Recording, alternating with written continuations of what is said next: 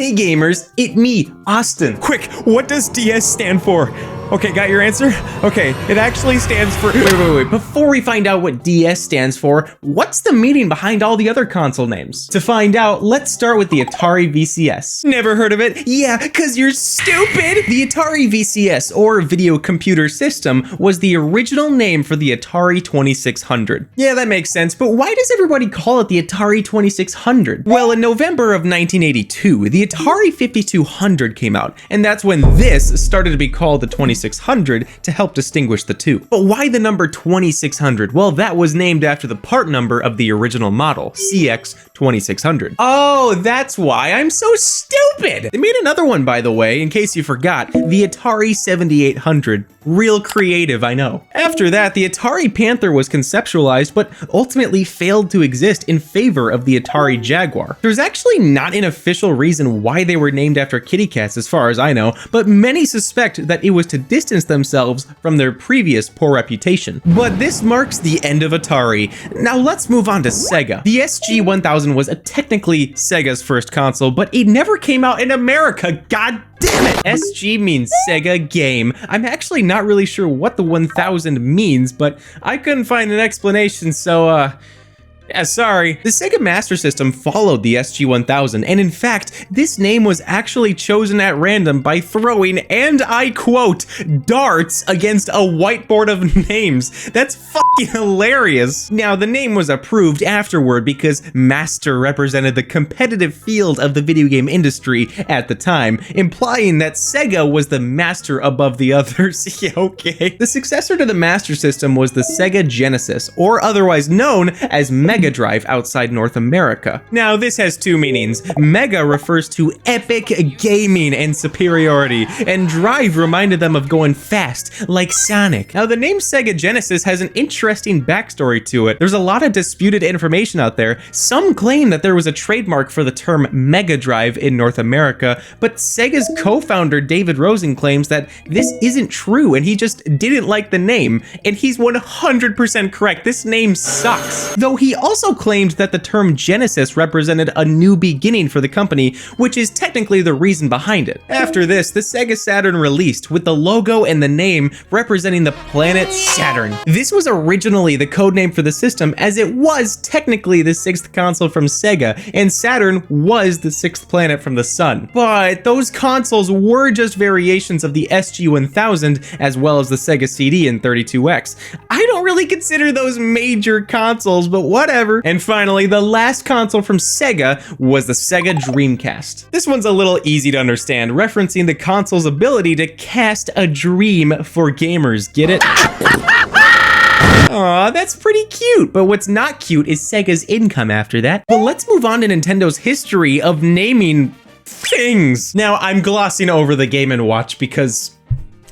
really? It's a Game and a Watch. What more do you want from me? Though, to be honest, the NES isn't that much more interesting. The NES was originally called the Famicom, meaning family computer, and it was renamed to NES later on for other parts of the world. NES means Nintendo Entertainment System, and SNES means Super Nintendo Entertainment System. These are also pretty self-explanatory, you idiot. But it starts to get more interesting with the N64. The N64, short for Nintendo 64, was named after the fact that the console was running with a 64-bit processor. At the time, people thought bits actually mattered, and compared to the SNES running a 16-bit processor, this was a huge step up, and it classified it as something better than those stupid 32-bit consoles. Now, moving forward, the GameCube caused quite a stir. Now, I have no idea why they named it like this. Like, does anyone actually know why? It doesn't make any sense. I haven't a clue. But then they came out with the Nintendo Wii. This actually has several meanings, which makes it way more interesting. Let's start with the logo, which actually had over 100 different designs. This picture was shared a while ago from Nintendo, and it shows a bunch of Wii logo concepts prior to release. Here and there, you can actually spot what looks to be like two people from the lowercase i's in the name, and this is actually why we have the current logo and name. It's supposed to represent two people having a jolly good time together, but more importantly, the word "we" was meant to be universally understood and easy to say, while having a dual meaning as the word "we."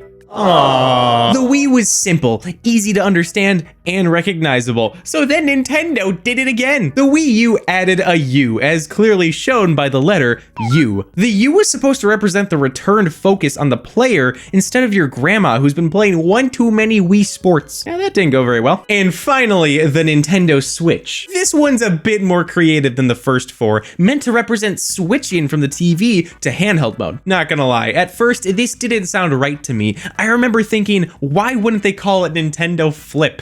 I was very dumb. But right alongside the Nintendo Switch is the Xbox and the PlayStation. The PlayStation is pretty simplistic, but it has a pretty cool meaning. Of course, play means play video games, obviously, but it also refers to it as a playful system or platform. Station meant two things, obviously a station to play games, but it also actually means that the system was stationed in the living room. Hasn't gotten much more interesting since then, and they're on number 5. I wonder what they'll do next. Oh my god! But the Xbox is a bit more interesting. The original Xbox was named after the fact that the system used DirectX, Microsoft's development platform meant for this system and computers. Quite literally, the name comes from the contraction of DirectX and box. After this, the Xbox 360 came to fruition, with the 360 referring to the player as the center of the experience. Though the Xbox One has a slightly different meaning. Remember their obsession with TV? Watch TV. TV remote. TV. Well, cable TV was all the rage in the early 2010s, so Xbox decided to forever date their console by integrating TV functionality directly into it. This all comes together to mean that the Xbox One is an all-in-one console. Man, it sure is if my goal is not to play it. The Xbox Series consoles reverts the naming schemes and just goes back to the name Xbox with the Series blank describing the range of hardware and experiences. We've yet to see anything past the Series X and the Series S, which divided them by power. The Xbox Series X stands for unknown quantity because they believe X represents maximum power. The Series S stands for both small and streamlined since it's an all-digital console, and God is it tiny. This thing is basically a big Wii. Now finally, we'll soon get to find out what DS means, but we gotta check out the handhelds of the past. The Atari Lynx was one of the first major handhelds, which also coincided with the consoles for having a name based on a kitty cat, the Sega Game Gear. I got nothing. I'm sorry. Look, there's nothing to it that I can find. There's no reasoning. They just named it the Sega Game Gear. Oh God! The Game Boy doesn't have an official meaning to it as far as I know, except most people believe it was named after the incredible success of Sony's Walkman. Game Boy. The Game Boy Pocket, Light, Color, and Advance iterations are all pretty self-explanatory, but what about the Game Boy Advance SP? What does SP stand for? Surprisingly, there's some debate behind this. Some people think it stands for just one word, special, but some people claim it means special project. Unfortunately, I don't think there's too much else to this. I mean, we can probably just confirm it has the word special in it, so that's good. Sony also jumped into the handhelds with the PSP, meaning straight up just PlayStation Portable. The PS Vita was the successor to the PSP. This was because the word Vita was Latin for the word life. Well, unfortunately, it sure didn't bring much life into their profits. Now after this, Nintendo would follow up with their last fully dedicated handheld. Wait, no, go back. The DS! This one's a bit of a mess. Okay, technically the name refers to developer system as referred to by the developers who develop things for developmental purposes, though many people have coined the term dual screen, despite Nintendo never actually confirming this, only acknowledging that this is what people have viewed it as with, and I quote from Nintendo's website, "To our developers, it stands for developer system, since we believe it gives game creators brand new tools which will lead to more innovative games for the world's players. It can also stand for dual screen." So technically the DS doesn't really have an official name, or Nintendo would have said that. In reality, dual screen and developer system are just names given to it from the people, and that's just so beautiful. What about the I in DSi? In contrast to the Wii, which had two eyes to represent a group of people, the DSi was meant to represent a singular person, as well as referencing the new cameras found on the DSi, as in the eyes of the console. In the 3DS, use your brain, idiot! And finally, the Nintendo nuclear explosion. Boy, this one is gonna be a